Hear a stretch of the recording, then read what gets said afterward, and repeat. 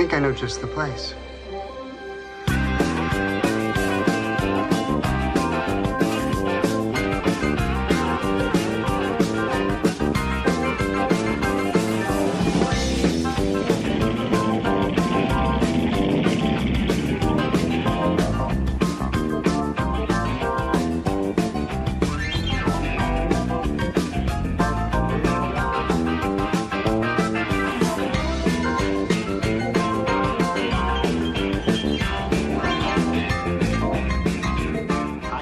Alright, we're back. Warzone Fitness with another podcast.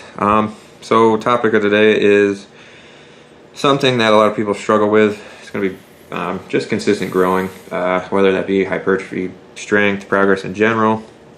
Why are you not growing is specifically the topic. Yeah. There's a few subtopics we want to go into here. First thing we're going to start with, we're going to go over goals. They're pretty important. You go into the gym and you could be training for a lot of different things, but having a mindset, not necessarily a tunnel vision, but something you can at least, in short-term, long-term goals, we can get into all those different things, but like a short-term goal, maybe you get into the gym, you're benching 135 for 8, maybe in a month you say you want to do it for 12, and this just keeps these little obtainable goals that you can chase. It's just kind of like human instinct. We like patterns, we like consistency, and it just makes it a little bit more mentally at ease to be able to obtain these goals. And if you don't have a goal, basically what you're doing is you're hopping in the car and you're going for a drive. You're not going in any particular direction. That's a good analogy. Whenever you would never really hop into the car and just go for a drive when you got stuff that you need to do. So if you have a clear-cut goal, unless you're going to Wendy's for chicken tendies, spicy nugs, spicy. But yeah, you're never really just gonna hop in the car and go for a drive unless that's your sort of thing. And if that's how you want to be in the gym, more power to you. But I don't think the people that watch this podcast I don't think that's our audience. So have your clear-cut goal, whether that be hypertrophy and to be the best natural bodybuilder that there ever was. That's this guy's goal. Or for me, I want to be the strongest human ever on earth. I mean, call it unrealistic if you want, but that's where I'm at in my mind every time I enter here. And that moves us on to our next topic, which would be training partners. Surround yourself with like-minded individuals. This is it should be such a high priority for you because it keeps you accountable.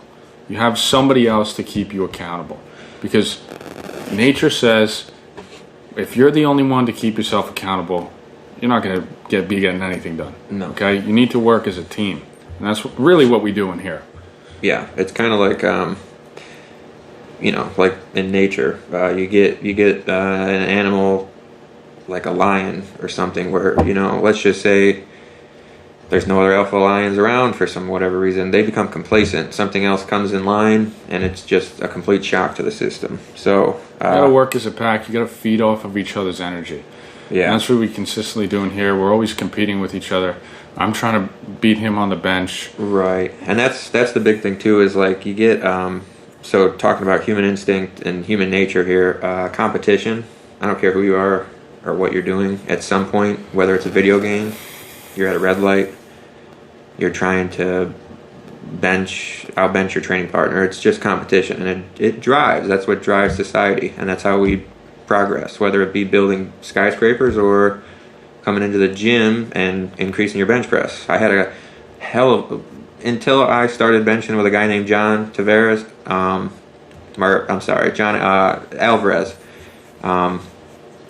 I was probably stuck at I couldn't even tell you for how long. I couldn't get over like some number. 340. He was stuck at some number. It was like 340 on the bench. This guy comes over. He's an animal. He's a 500-pound plus bench presser, and that's incredibly elite.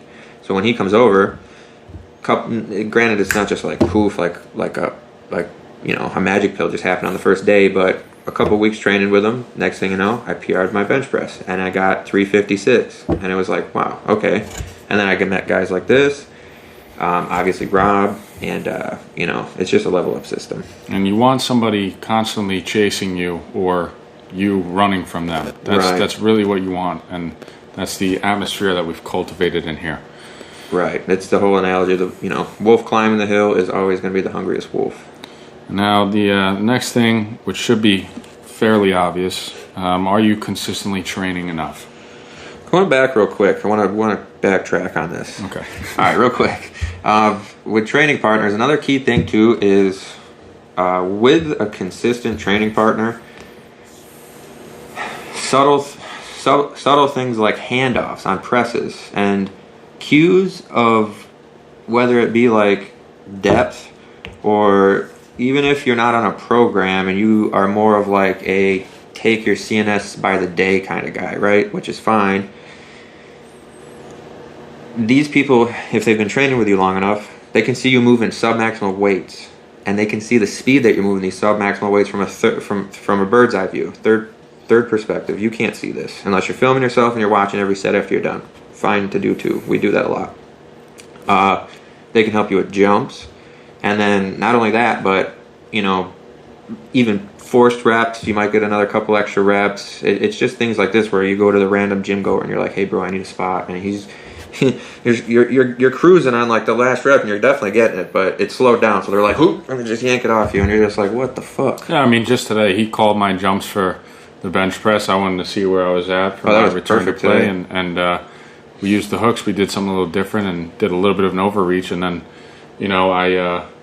I came back and hit some good weight today. So we have a system for everything. He knows how I like my handoff. I know how he likes his handoff. He knows he's got to get pretty low to spot me for squat depth, and yep, it's the same thing.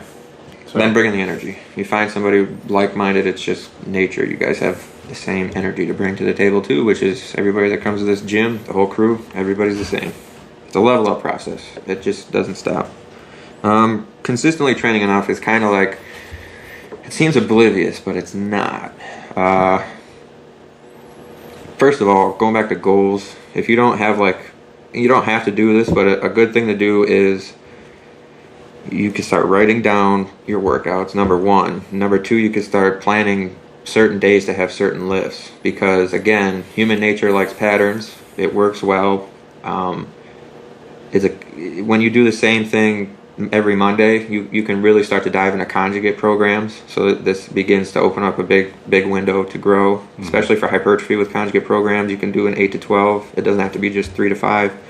And on that note, so now you sit there and you can see that a couple days can go by, because not everybody is like us, where we're going to come in here and it's like, if a day went by and you didn't work out, like, whoa, that's big news. Like, rain or shine. Not to say we train 7 days a week, but like on a planned day to lift, if you don't lift, it's like, there's a serious problem there. Yeah, there's something has got to go seriously wrong if we're not in here in the allotted time we're supposed to be in here. Yeah, the sun might not be shining that day.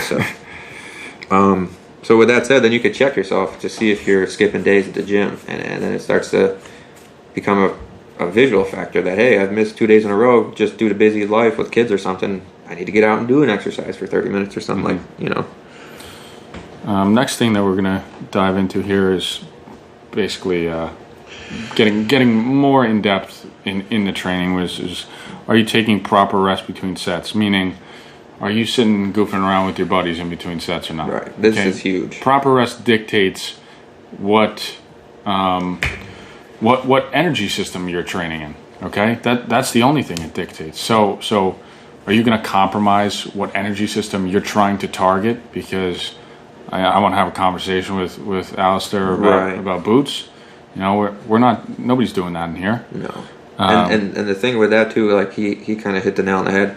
A lot of people don't realize with specifically you could do hypertrophy training with smaller circuits. You can be in a fat burning zone, getting your heart rate high enough, doing small circuit. It could be like a superset with chest and back, and then you can throw in an ab exercise in there with some reps, and you could just rotate through these things and do little mini circuits as you go. And if you're not yapping, your heart rate is it's up.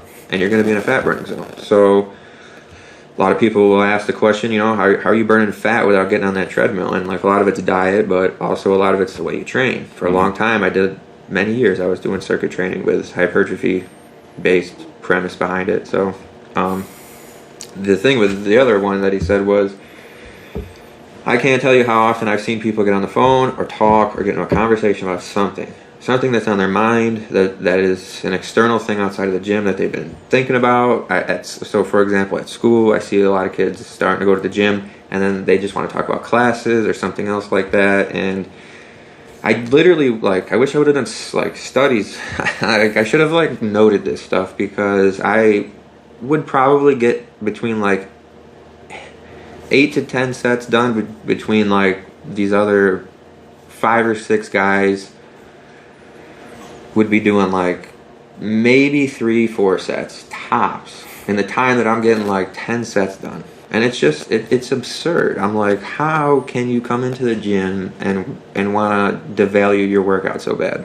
And on the other side of that coin, you can also be taking the incorrect rest time for whatever energy system you're training in. So obviously, if you're trying to reach your aerobic capacity, you're not going to have a lot of rest. But if you're training for strength, you need those 5 minutes to recover. Easy. You need to get that creatine back. You don't have the option. So keep in mind your rest for whatever your training goal is. Keep in mind what the optimal rest time is. Yeah, and it's funny how quick minutes can go by when you're done with your set. It really is. Actually time yourself and see how long you're taking between sets. And that's what we do. I'm usually on a timer. Yeah, we have a gym timer. Yeah, I'm usually on a timer. Yep. So. Are you under recovering? It's my bread and butter. Yep. Are you under recovering? This is going to get more specific. This is kind of the head topic, and then there's 2 subtopics. But what does your day look like? Are you sitting? Do you do a hard leg day and then sit down in your cubicle for 8 hours? Is that optimal? Are you taking the breaks that you need to at work? If you don't work in this field or anything like that, are you taking the breaks you need in order to increase your recovery? Or are you just sitting down behind a desk wearing marshmallows on your feet all day? That's a big problem with a lot of people, is that you can do all the things right in the gym, but if you're not constantly trying to improve your recovery and improve your situation physiologically, you're not going to make a lot of progress. You might get hurt. This might hinder your progress if you're not doing the right things. Yeah, and we could get into more scientific stuff other than the mental aspect, but we do obviously, or we're both firm believers on that. And you can go into the diet could be huge. Are you under or overeating? We won't even really we have other videos out there with macro breakdowns, but if you get, and this is a lot of guys, not a lot of guys, but some of the guys that I see, they come in and they say, I can't gain weight no matter how hard I try. And then I ask them what they're eating. And then I'm like, no, but really, what are you eating? And they're just sitting there and they're breaking it down to me. And I'm like, you're eating nothing. You're hardly eating at all. It's not enough. And, what they think is a lot of food is in order to gain a good amount of weight and build muscle. You really, people don't, they take for granted the eating process. It really is difficult to eat that much food. Yeah, and trying to grow when you're the thing is because people get, not to cut you off, but people get so heavy and they're like, well, yeah, it's easy to get fat. America's obese. It's easy to get fat when you're not moving. Get fat when you're working as hard as we are. So that's where we're coming from. Yeah, and you just flat out need to be eating enough. I mean, trying to gain weight or trying to increase muscle mass when you're not eating enough is like trying to swim with your hands tied behind your back. And it's the same thing into the next subtopic, NEAT time. So how much non-exercise activity time you're doing. Here's a prime example of it right now. When I was pre-COVID up at school, I was taking on average, I got tracks, I can go back and look at these days. I was averaging 12 to 16,000 steps a day. Because I would deliberately, I was cutting for a show. That never happened, but I was deliberately not taking the bus on campus. I would walk up, walk down, miles a day, and I did not have to do anywhere near as much cardio on the treadmill or elliptical or any of that stuff because of the neat time, my non-exercise activity time, the walking between classes. Mm-hmm. So that was huge. And then the other thing with that could be like, you're sitting there and you're chasing the kids around 5 days a week in the summer, and then wintertime comes and you're not. Mm-hmm. That loss of calories right there is a huge net loss that you're not thinking. You're just thinking it's your metabolism, but might be because you're 5 days a week outside with the kids in the summertime and no days a week outside or taking them anywhere in the wintertime. Lots of energy gone. So, and then you're eating. I forgot the term. I wish I knew off the top of my head. I looked it up before, but under moving, overeating. That's a bad comment for gaining weight. Yeah. And then other than that, I would say, it is imperative that you understand how to eat properly and fuel your body correctly. And we have videos you can go check out, other than this one, all about that topic. And you have to be able to recover. Now, people think like it's time outside of the gym. It is, but to me, the biggest thing, and we're going to get on a whole nother day on this in the video coming up, but like you really need to make sure your sleep is in check. A lot of people aren't getting a lot of good sleep. If you're getting so much little sleep at night, you're tired throughout the day, your gym performance is going to be down. Yeah. It's just no ifs, ands, or buts about it. So this should be fairly obvious to anybody who would be watching this podcast anyway. But the sleep is when growth hormone is released, and you get that growth hormone released during sleep, and then when you wake up, if you cut your sleep time by 30%, that's essentially 30% less recovery that you're going to have. Right.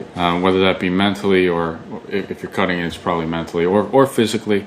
If you're compromising your deep sleep, then you're not doing your job. No, not at all. And that needs to be a high priority on your list. Yeah. So, eating, fueling correctly to make sure you're going to be able to put yourself in a positive nitrogen balance.